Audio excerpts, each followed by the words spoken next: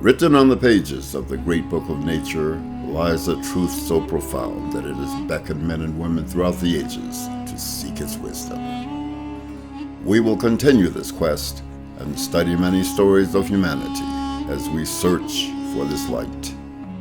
On this journey, we will examine philosophy, religion, and science to uncover the hidden mysteries behind myth and legend using the symbols of universal Freemasonry.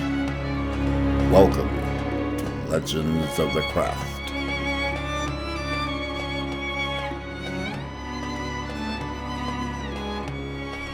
Welcome back to Legends of the Craft. I'm here with my guest host, Patrick Alessandra. We'll be discussing today the sevenfold nature of man and its association with the seven officers of a regularly constituted lodge. I've invited Patrick on the show today because he was raised a theosophist, deep within the studies of Alice Bailey, and this topic is a very occult topic. It's a very spiritual topic as we try to align the various officers to spiritual principles. So, welcome to the show, Patrick. Thank you. It's a pleasure to be here, Brother Matthias. This is a subject that's always been interesting to me, so I'm looking forward to exploring this with you. I think it's a great subject because for a lot of Masons that I've encountered out in the world, they look at Lodge and they're like, well, what's the spiritual essence of these officers? Why do we have junior deacons and senior deacons and outer guards? Why are they at their various locations in Lodge, and what do they represent? And I believe that the sevenfold nature of man, this idea that every human being has seven bodies or seven natures, explains the Masonic Lodge and the process of initiation, passing, and raising perfectly. What do you think?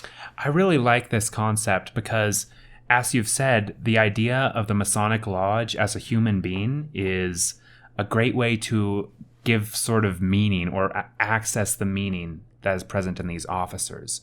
So we look at these officers and they're each fulfilling a separate and unique role.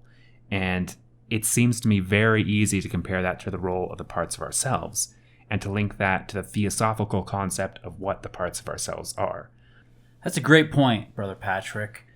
I think it's very useful when we're in Lodge if we look at the various officers not as a rank to be obtained, but as a principle to be achieved. So when we're saluting various officers, we're not saluting the people that are playing those roles. We are saluting the principles that are behind those roles. And the principles within ourselves that are behind those roles. So ultimately, we're having a conversation with ourselves. We're having a ritual with ourselves when we look at the ritual in that fashion. I agree completely. Going back to the idea of the first degree, where we are supposed to know ourselves, seeing these lodge officers as parts of ourselves and trying to relate to them is, I would say, almost essential to completing our work in the first degree. Well, what's Masonry if we don't try to dissect and break down the various elements of the ritual to gain a deeper understanding of ourselves? Otherwise, the ritual can easily become a very silly thing when it doesn't mean anything and it's just some arbitrary officers doing arbitrary actions. Then it's, why do we even do it? Yeah, then people stop taking it seriously. But if we take the second to sit down and think about it, and think about the various levels of meaning we can extract, it's suddenly a much richer experience for us than it would be normally. So let's get into it. There are typically in most Masonic rituals 3 principal officers and 4 assistant officers. The 3 principal officers are the Worshipful Master or the Right Worshipful Master, depending on the jurisdiction you're in, the Worshipful Senior Warden, and the Worshipful Junior Warden. Those 3 rule a lodge. The assistant officers are 2 deacons, a senior and junior, and 2 guards, an inner and outer guard. Now, in some jurisdictions, like in continental Europe, these officers can be different.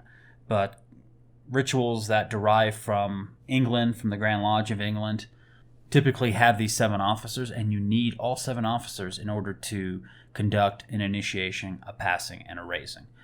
No lodge is regular without these 7 officers. And sometimes this is depicted on the tracing boards of the first degree as 7 stars, sometimes the Great Dipper, near the moon. The number 7 is a very symbolic number, especially in theosophy. There's 7 principles of man, as we're going to talk about today. There's 7 rays, which can also be tied to that. And there's 7 planes on which we have our existence, which can also be tied to that. So the number 7 is, I think, a very meaningful number for the Lodge to have in order to be perfect. I think in almost every religious tradition, the number 7 is very important. Even in Christianity, there are 7 seals in the story of Revelation, which is the last book of the Bible. We have 7 chakras, 7 classical planets. There's just so many 7s that are so important to us. And so to believe that man is divided into a 7-fold nature, I don't think is beyond reasonability. Now, I think you know a little bit about the history, right, Brother Patrick? Yes. So this concept that man has a 7-fold nature, which Blavatsky made sort of popular or brought into the common awareness in the 19th century, actually goes back a lot further. There are 2 main threads that this comes from. First, there's Platonism, which holds that there are 7 planetary spheres that we pass through as we leave this physical world, as we die, each corresponding to a part of ourselves that is tested as pure or not, which I think is a very interesting concept. And the second thread that leads us to the 7 principles of man is Mahavadan Hinduism, which teaches that, among other things, you have to attain enlightenment through knowledge. And one of the things you have to have knowledge of is these 7 centers or wheels that are the essence of a man. So let's associate these Platonic, these Hindu ideas right back into Masonry. Well, I think first we should list what these ideas are so that people have a conception of it. I think it's a great idea. So we're not going to use the Hindu terms. I think that can be too complicated. The idea is that the 7 bodies start with the most dense of bodies, which is first our physical body. Then you have an emotional body. Some call that the astral body. On the 3rd level, you have the vital body, or the energy that animates the emotions and the physical body. On the 4th level, we have the body that constitutes our instinct. It's also our pure desires, our aspirations in life. You could also call that the lower soul. Some of them do. Oh, that's a great point. What are the other 3, Brother Patrick? So the higher 3 principles are concrete and abstract mind, which are one principle, but it's 2 sides of one principle. And that's what creates manifestation. That's how we end up existing in this world.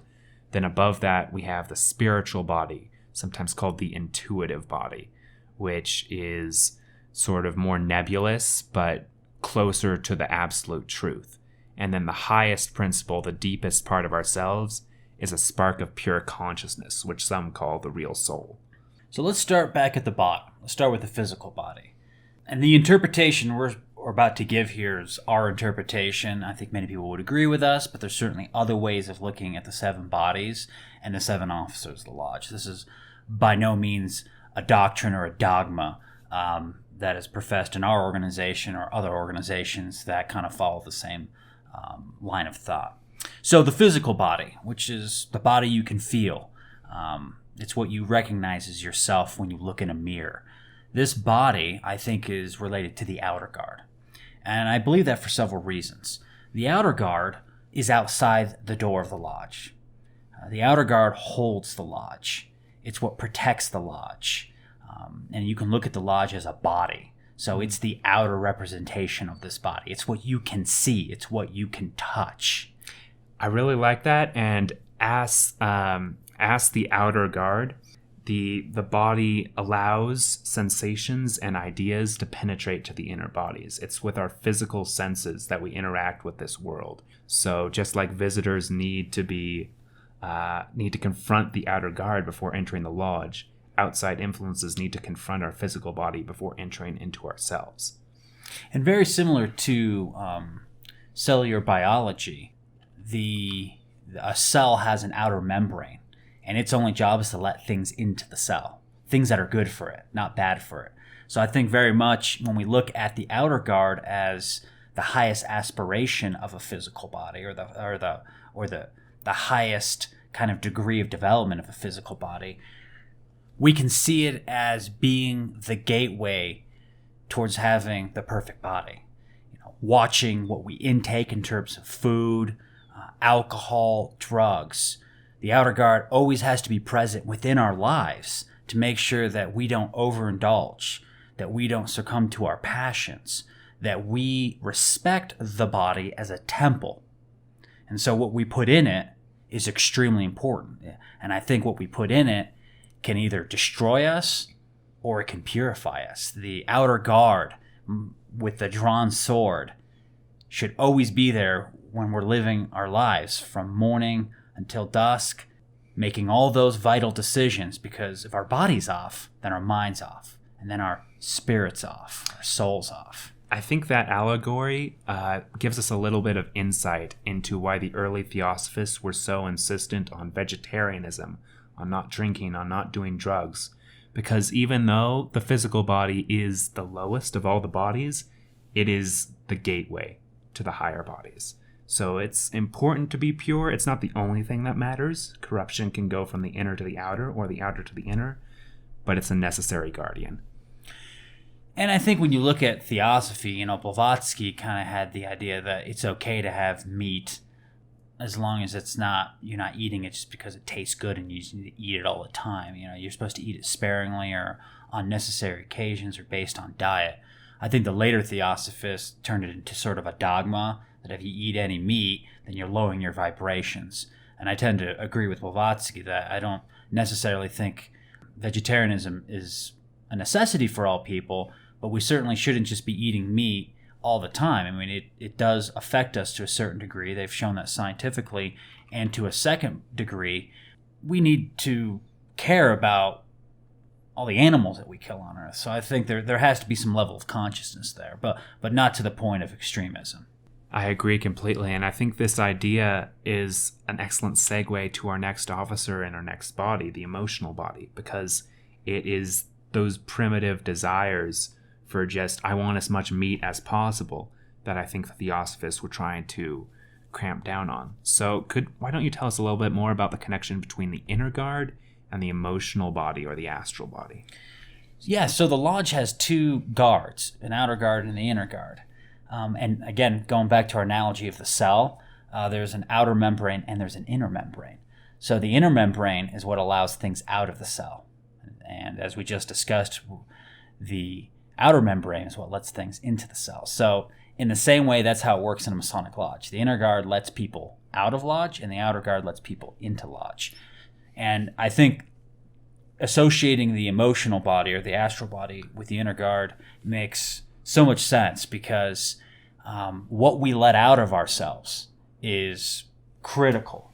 And that opens up an interesting point of correspondence, because this emotional body, this astral body, is not the originator of these feelings. That comes from a higher body, the instinctual body. This body just lets them into our world. So I think that's an excellent correspondence with the inner membrane of the cell, letting things out. Wow. How often do we speak without thinking? How often do we hurt other people with our words by insulting them or insinuating things? We need an inner guard to guard our words and our speech and our thoughts to make sure those harmful impulses don't leave us. They don't do any damage. So another great correspondence, inner guard and the emotional body, or the inner membrane. But both guards are doing essentially the same job. They're guarding a portal. And they need to work as a team for either of them to be effective. The outer guard has to guard against external threats, and the inner guard has to guard against ourselves. And back to back as a unit. Otherwise, we break down and the lodge breaks down. So let's move on to the next two officers, which is the senior and junior deacon. Specifically, the junior deacon represents, in my opinion, the vital body, or the energy that sustains the physical body, or even all four lower bodies. I think the junior deacon represents this because the junior deacon is the guide of the candidate when they are entered into Freemasonry. They provide the energy, the connection. They bring the neophyte from the door of the temple into the lodge and around the various journeys and to the altar so they can make their obligation. And I think in this context, it's what energizes the entire system. I can see it because as this guide is going around the lodge, taking you from point to point, as you said, how many times during the day do we just not have the energy to do something that we would otherwise do? How vital is that energy to us achieving anything, let alone the initiation, which I think represents an expansion of consciousness. So this energy, this almost physical energy, but not quite just physical, is essential to completing this expansion. And I think this is perhaps one of the reasons why you need to be physically able to be initiated into Freemasonry. I like that point very much, and it made me think of the following, because this vital body, the Hindu word is prana. And, prana is this energy that we intake and we give out, according to the Hindus. And I think this ties back into the guards, because the guards are guarding what comes in and out of the lodge. Well, what are we bringing in and out of the lodge?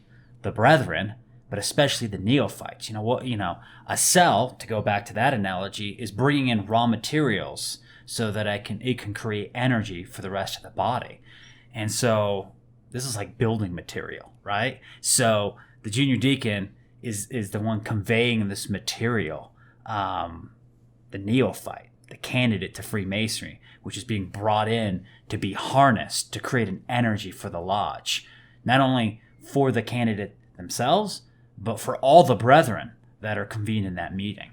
You're right. The junior deacon is the focal point of that ceremony. It's where we've all concentrated our energy, our prana, our attention on this one officer for this singular purpose which benefits the whole. Speaking about it being energy, it reminds me of a correspondence between prana and blood that's often drawn. These higher aspects have individual correspondences within our body, and blood bears this energy from place to place it needs to go. And that leads us to the senior deacon, which is the instinctual body.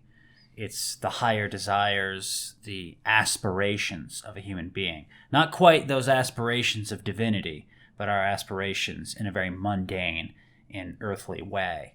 So the senior deacon is another type of guide, not for the initiation, but for other degrees. And so where the neophyte becomes an apprentice, they must continue their journey. And thus these aspirations, these higher desires take place to move the apprentice into being a craftsman and eventually a master mason.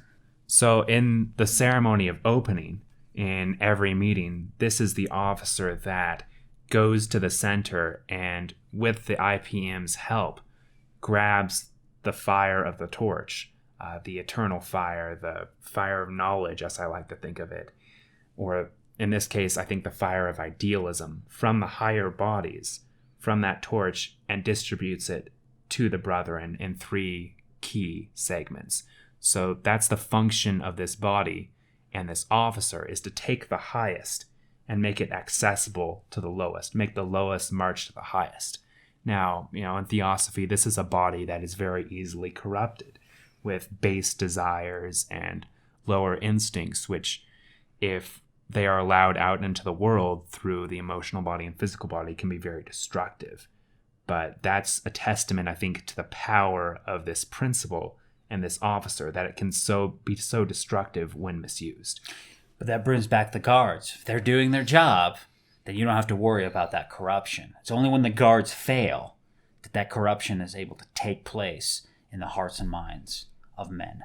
Yes, each of the 7 principles has a check on the others. Now, if one principle is persistently failing in its duty, it will destroy the body and the lodge. However, the other principles are built in such a way that if they maintain their duty, they can prevent a collapse of an integrity of the system. The 2 guards guard, and the 2 deacons are the ones that convey and move the energy of the body, the ideas, the aspirations of the body. So let's now move on to the 3 higher principles. We've established these 4 lower principles that can be looked on as a square, a perfect square. representing our physical nature. These 3 higher principles can be seen as a triangle on top of that square, representing our more higher or spiritual ideas, pointing upward towards heaven. These are our more abstract principles, and unlike the lower 4, these ones are stationary, like the officers in the lodge who represent them. And the lowest of the 3, or I should say the first of the 3, is the worshipful junior warden, who represents the mind, which exists in 2 parts, concrete and abstract, but as one unity that allows us to manifest things in this world through planning. And what is the junior warden but the emblem of beauty, represented by the Corinthian column, right? So I think this idea works out perfectly, because the junior warden rules at the noonday at high 12 and is symbolically supposed to be in charge of the workmen in their day-to-day labors. And that must be done with intelligence, with understanding. You need the concrete mind to collect facts, knowledge, but then you need an abstract mind to be able to connect those ideas, to synthesize them, and to put them to work so that you can create something. Let's never forget that the collection of facts for the sake of collecting facts is a complete dead end and gets you absolutely nowhere. Absolutely. And another point with the worshipful junior warden, which you touched on a little bit, is this officer brings us from refreshment to labor and labor to refreshment again, just like our thoughts do. If our mind is on our work, we are productive. If our mind is on other pursuits, we are not. So that's the importance of this principle, is it sets the tone for the entire labor. That's an excellent point. And to add to that, Brother Patrick, I would say that the worshipful junior warden, which in most rituals represents Hiram Abiff, who was the principal architect on the building of King Solomon's temple, is an example of somebody with a refined mind, someone that allows their concrete mind to follow the abstract nature, the synthesis of ideas, the innovation and ingenuity necessary to move us forward in life. Otherwise, civilization and society would be stagnant and dead. We need to evolve. And so this plane of the manas, this lower and higher mind, is really an emblem of evolution. To tie this into theosophical theory, not every person has all these principles functioning correctly. It is the mark of a creative and capable person to have this particular principle functioning in harmony with the lower ones. So I think Hiram Abiff would be a great example of that as an architect and a creator of such beauty and order. Moving on to the 6th level, or 6th plane, is the worshipful senior warden that represents the spiritual body.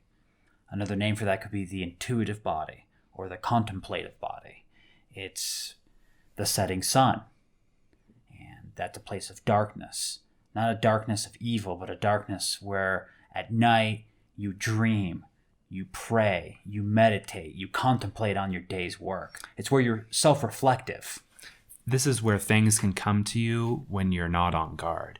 The worshipful junior warden is bright like the sun. It's the mind, it's facts, it's construction, it's movement. But at rest, in the darkness, in the subtler lights, this is when inspiration can strike. This is where the ideals come from, that the instinct body, the desires, aspirations, then takes and manifests. This is sort of a mystical place where knowledge can originate. And I think as the senior warden who instructs the fellow craft in the ways of knowledge, but is not necessarily the knowledge himself, the worshipful senior warden is a great emblem of this. This is the guide to knowledge, but not the knowledge itself. It's the womb. It's the seed under the ground before it sprouts.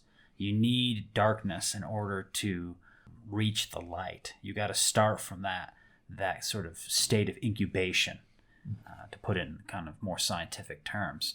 And so that's what the West is. The West is a place that you contemplate, and that's how you develop intuition. And intuition is extremely important. It is what allows us to have that gut feeling, to understand what it is that we're supposed to be doing without facts, without necessarily even a direction. It's an internal compass that's leading us to fulfill our destiny.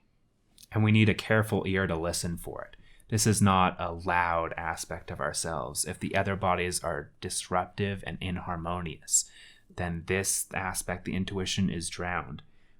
In theosophical theory, very, very, very few people have the other bodies in such order to where they can hear this subtle but extremely important voice. Some Masonic symbology on this is that the junior warden rules the lodge when it's closed. His column's up. And when the lodge is opened and the brethren have been assembled, that column goes down and the senior warden's column goes up. So really, when we're having Masonic meetings, we're under the care of the senior warden. We're the lodge meeting is a place of incubation. It's a dark place, And listening to the intuition. Listening to the intuition. And I think a lot of the ancient lodges used to meet at night, sometimes at midnight, sometimes on the full moon. But there's this idea that the Masonic lodges are in a place of darkness so that the light can emerge from that darkness. So Masonically speaking, it's tied in very, very easily into this theosophical idea. So the two wardens are working with one another. One is the day, one is the night. One is the moon, one is the sun. And you need both. One's not greater than the other. I mean, I think a lot of people say that the moon is not as great as the sun because the sun creates the light. But you need the moon to reflect that light. And the play of the wardens off of each other with the right worshipful master, which we'll get into in a second, is what sets the lower four bodies, the lower four officers, into motion. Together, intuition and mind, darkness and light, united, produces the activity and the plan for the lower officers to follow. Well, think about it. 2 guards, 2 deacons, 2 wardens. There's this polarity on every level moving up until we get to the worshipful master or the right worshipful master. That is a singular idea, which in Hinduism they call that the Atma. And I think, as you earlier described, is the divine spark. It's that place of pure consciousness. It's where it all begins. And it's our aspiration of getting back up to that point in our life. This is the point that is truly us. This one singular point contains within it all potential, all plans, all memory. It exists outside of space and time. This is our core. And I think that fits very well with the right worshipful master who rules and directs the lodge, because the lodge is the ideal man. In theosophical theory, almost no one has this higher principle actually ruling them, but that is the ideal for which we should all strive.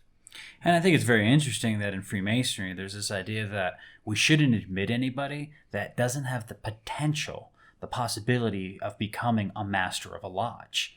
The idea is that you move through these offices, not because you want the title, not because you want the rank, the accolades, the glory. It's because we're learning these things. Maybe not in their entirety, but at least to some degree that it evokes change within us. And when we sit in the chair of King Solomon, when we become a master of a lodge, we are becoming that pure consciousness. And having been a master for many years, I can say that in a very small way, I kind of understand that, because when I became master, all the members of the lodge were like my children. Before, if somebody left or there was a problem, it wasn't my problem. But when I was master, everything was my problem. Every disagreement between the brothers, the ritual work not being done well, it affected me. And I've talked to other masters and they feel exactly the same way. When you're installed in that chair of King Solomon, you bear the responsibility. And I think when we associate the idea of pure consciousness, another word of saying that is pure responsibility. That idea ties excellently into the idea of expansion of consciousness. Your journey you've just described as becoming a master and taking on that responsibility is, I think, the expansion of consciousness within us, which starts with each of the parts of us is sort of doing its own thing. Some might not be working well, but you need to go in there and, through understanding, through awareness, make all these parts of yourself work together. And that is what the pure consciousness is. That's what the ideal is being aware enough to make all the parts of you and all the connections you have with others, even out through the outer guard with other lodges, work well. This ties into the idea of the Hindu chakras, these 7 energy centers that are invisible within every human being. And when they're perfectly aligned, you have health, you have progress. When there's imbalance or one is blocked, you have disease, you have corruption. And I know maybe many of our listeners may not believe in the chakras, and I'm not saying that it's a real thing in the sense of it being brick and mortar. I think they're philosophical ideas from a Hindu perspective, that there are these 7 aspects within each of us, and if they are balanced and if they're working, we will be healthy. You don't have to look at them as a literal thing. You just need to look at them as principles, because to me it's very obvious that every single one of us have these principles, and therefore these 7 officers of the lodge are inside of us, and that brings a whole new dimension to Freemasonry. So when you see these officers moving around in an initiation, a passing, a raising, it gives such dimension and color and meaning. It creates a whole new world to examine the ritual and the connections. These 7 chakras, as you're saying, are often used as a subject for meditation. But I think you can take that, rather than literally trying to stimulate a physical energy center, you can interpret that as trying to stimulate an aspect of yourself.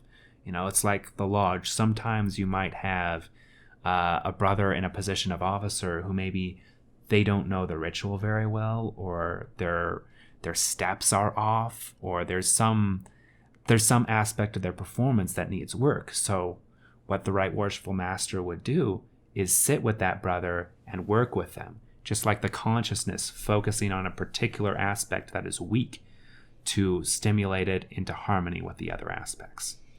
In Masonry, memory work is really important, and I completely believe in that and agree with that idea that's time old. Nevertheless, I don't think an officer is at his best because he's memorized his work. It's when he has internalized his position, when you can feel it. And I've been in ceremonies. I've been in hundreds of ceremonies, and I've been in ceremonies that are letter perfect and felt devoid of energy, of power, of inspiration. And I've been in meetings where the ritual work wasn't that good, but everyone was crying at the end. Everybody was so in tune and so inspired. And I think the difference between those 2 scenarios is when people embody their position. The memory work's important. It really adds to it. But that's not really the goal. That's not the ultimate understanding of a position. It's when you embody it and then you emit that in your work. You need to do that. You need to have that focus on what your role is and how that interacts with the others. Just like in your body, every part of you needs to be brought in line with all the other parts for you to be healthy and functional and potentially do great things, because this isn't just about maintaining health, but this idea of these 7 concepts is the idea of what makes someone great, is having all these in line. Just like there are great lodges and there are lodges that need a lot of work. There are lodges that everyone wants to be a part of and lodges that go years without attracting new members. It's all about the harmony between the officers. That's an excellent point that you just made about the lodge being a place of harmony, and when it's aligned, it attracts people. Now that might sound a little hokey, a little new age, and I'm not trying to go that far. It's just been my experience that when a lodge is working well and is harmonious, it brings people in. When a lodge is not harmonious, people are not knocking on the door. Call that a coincidence, call that fate, call that magic, I don't know. I'm just saying that's been my experience and experience of a lot of people that I know in different lodges in Masonry. You need to have stability and harmony in order to grow. I agree completely, and I would even go so far as to say that it's particularly the attention of the master that is most important. In theosophy, this is the will, this is the consciousness, and what it pays attention to grows, and what it ignores dies.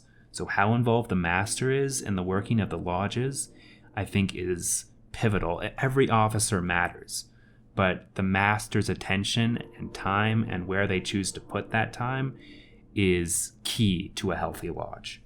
There are two more aspects I'd like to bring up before we end today's show, and that's the apron and the pointed cubicle stone. It's very interesting that an apprentice is invested with an apron that is a square with a triangle.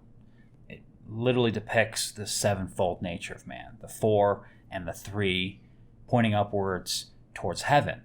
And that is just a reflection of the pointed cubicle stone in a two-dimensional point of view, which is a square with a pyramid on top.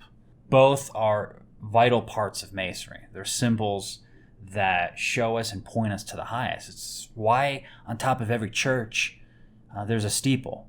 Why are we enamored with the pyramids?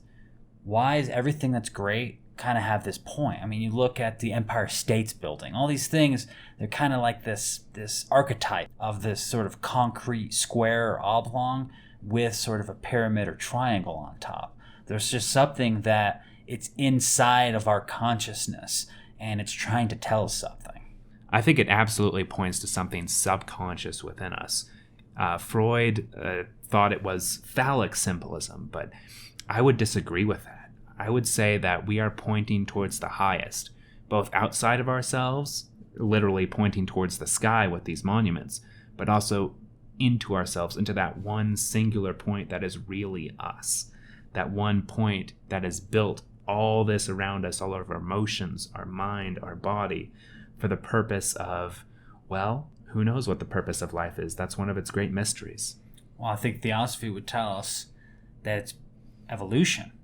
We're trying to rejoin our source, which is no different story than any major religion. We're trying to go back to the Father. We're trying to go back to the Atma. Different names, different trappings. At the end of the day, it's the same message. And Masonry gives us this beautiful ritualistic system, this way for us to enact in drama this evolution. And that's why I'm a Freemason. Because every time I go to lodge, every time the officers state their positions for the opening, every time there's an initiation, passing and raising, when we close the lodge, we're enacting this massive drama of creation and destruction. We are embodying the principles of the universe, of the cosmos. We are playing the laws of nature. And that type of work, I think, is vital for our development. And if every Mason could come to understand this spiritual outlook on Masonry, I think the craft could be revitalized and restored and brought back to its inner and deeper meaning of being the guide and the helper of the ignorant. Thank you for listening to Legends of the Craft. This podcast is purely the opinion of brothers Matthias Comsier and Axel Suvari and does not represent the official views of Universal Co-Masonry. Universal Co-Masonry is a Masonic order founded on the principles of liberty, equality, and fraternity that admits men and women without distinction of race, religion, or creed. For more information, please visit universalfreemasonry.org.